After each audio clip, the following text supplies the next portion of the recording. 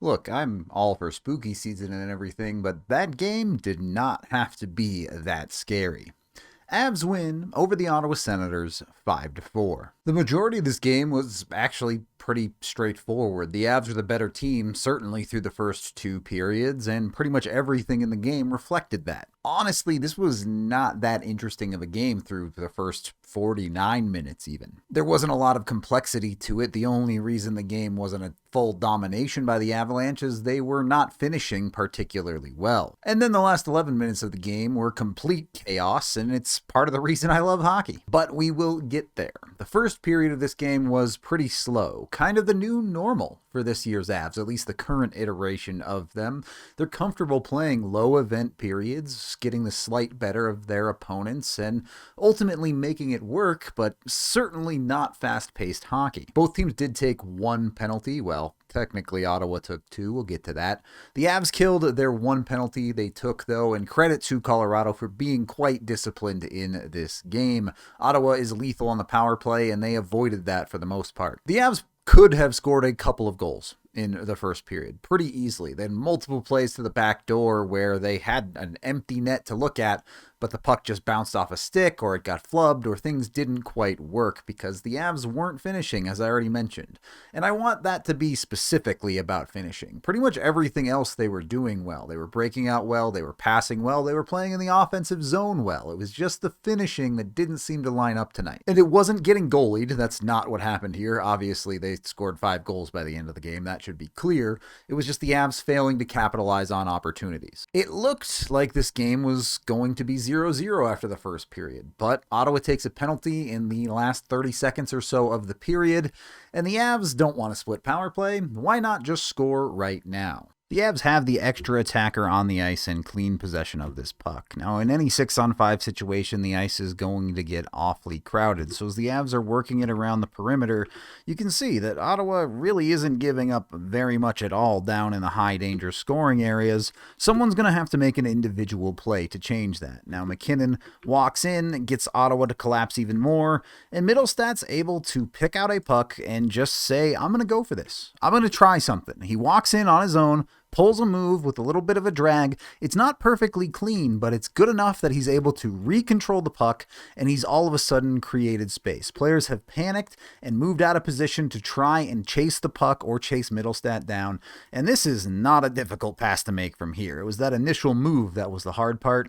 Middlestat just has to slide this to Kovalenko now, and Kovalenko puts a very good finish on it to get the Avs the first goal of the game. A lot of the hard work done by Middlestat on that play, obviously, but still a good finish from Kovalenko, and he scores his first ever NHL goal. It feels like it's a long time coming, but you love to see it. Kovalenko's 4th point on the season, too. That's 4 points in 9 games. That puts Colton 7th in scoring on the Avs. Only the big three, Colton and Middlestat and Girard, have more points than him this season, so he's being a quality contributor to the Avs offensively. He's an NHLer. I know we kind of already knew that, but it still feels good to see it come to fruition. The second period was actually a much better period for the Avs. They truly dominated that period. They were all over Ottawa, again, everywhere but actually putting the puck in the net. And a lot of that is coming from guys other than your star players, to be honest. Guys like Malinsky, guys like Girard, guys like Manson. The defense was highly involved in the offense tonight for the Avs, and it looked good. But you were also getting the Middlestat conversation, which we'll get to,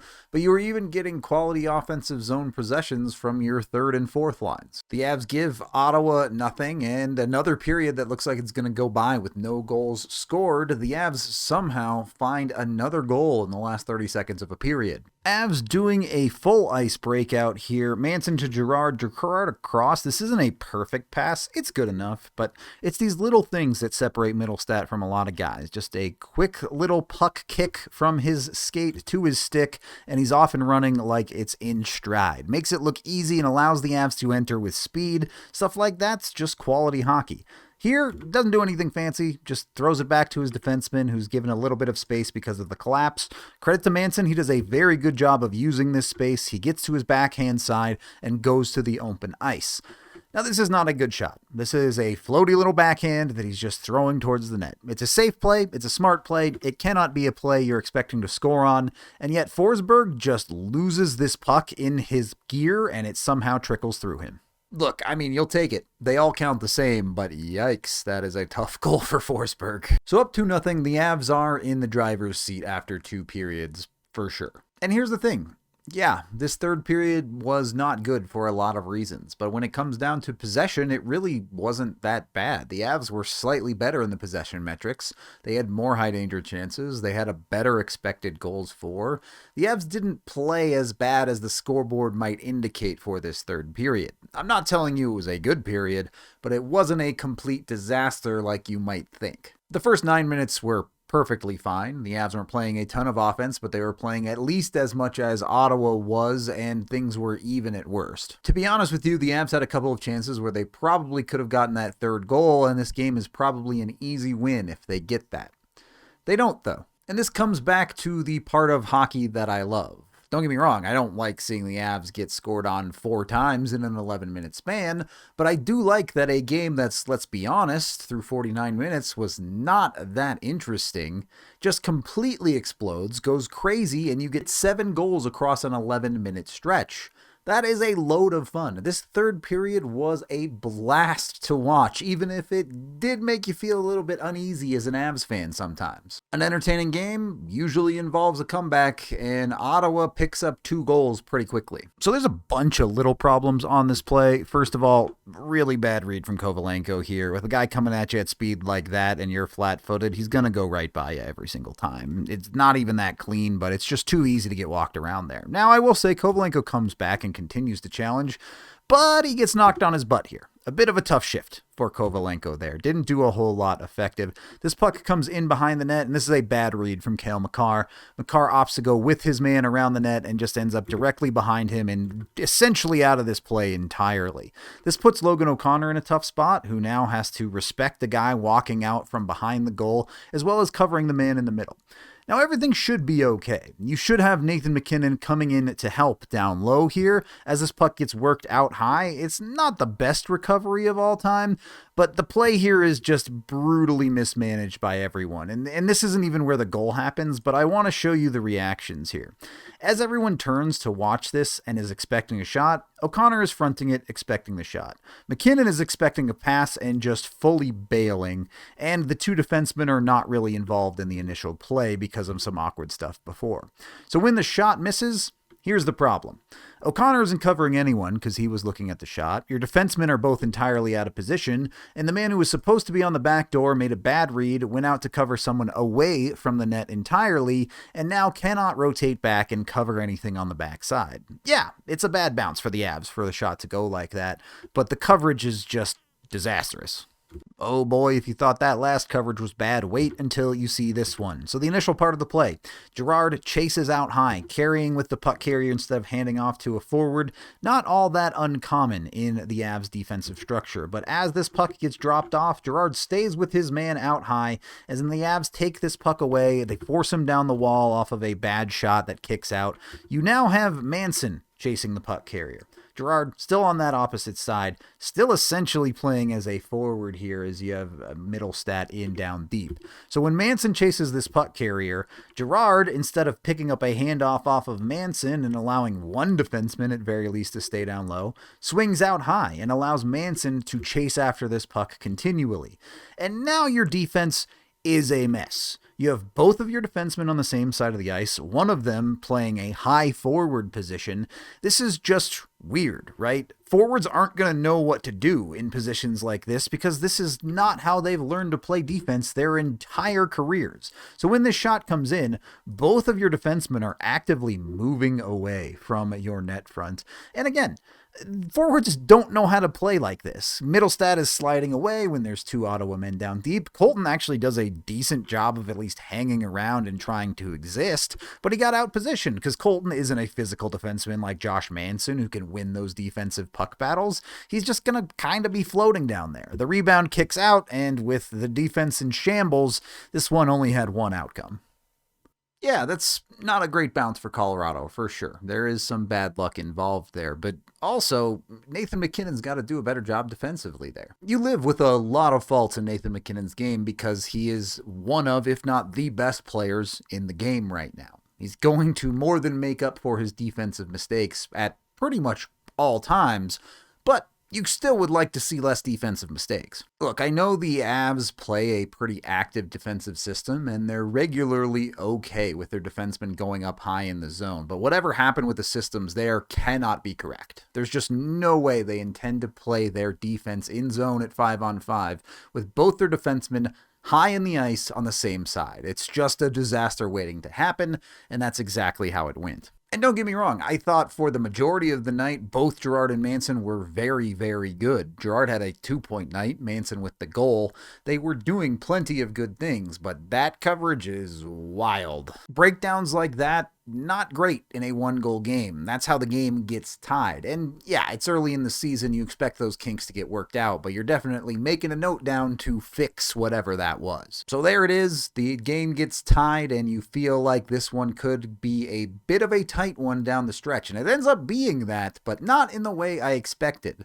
The Avs immediately have an answer to this goal scoring as they go score 2 themselves just a couple of minutes later. A couple of things to keep in mind here. Logan O'Connor lost his helmet. He has to go put it back on and then continue this play, and that leaves Kovalenko alone. And Kovalenko does a good job of taking his time here. He doesn't get overly aggressive. He waits for help to come and get to him. He's able to get this puck back out to the point, and the Avs have a real offensive zone possession because of it. Now, this is a little bit weird. This is a thing you see great players do, where they kind of loop back in the zone and lose the defense and create space for themselves. LOC has accidentally done this by losing his helmet. He kind of had to do that circle back, and he's essentially uncovered coming down the ice. So as this puck goes across to Girard and eventually a shot comes through, you see everyone kind of panicking from Ottawa's side because they were trying to pick up LOC. This allows Middlestat to slip in behind the net, collect the puck, and get away from the defense. It's not great defense from Ottawa. 2 guys chasing on the wrong side. I'm not trying to tell you the Avs outplayed them entirely by themselves here, but things worked out well, and Middlestat found the open ice and is able to capitalize. I'm going to be honest, LOC isn't even that open on this play, and Middlestat just finds a way to get this puck to him, and LOC finishes it. Look, if you're playing next to Casey Mittelstadt right now, just put your stick down and go to the middle of the ice at the top of the crease. He's going to find you, and you're going to get a grade A scoring chance. It's just going incredibly well. Mittelstadt is seemingly blossoming in Colorado's system, and no offense to Buffalo, but whatever they have there wasn't working, and it's not for lack of talent. It's not like Middlestat is playing with all of these amazing players here.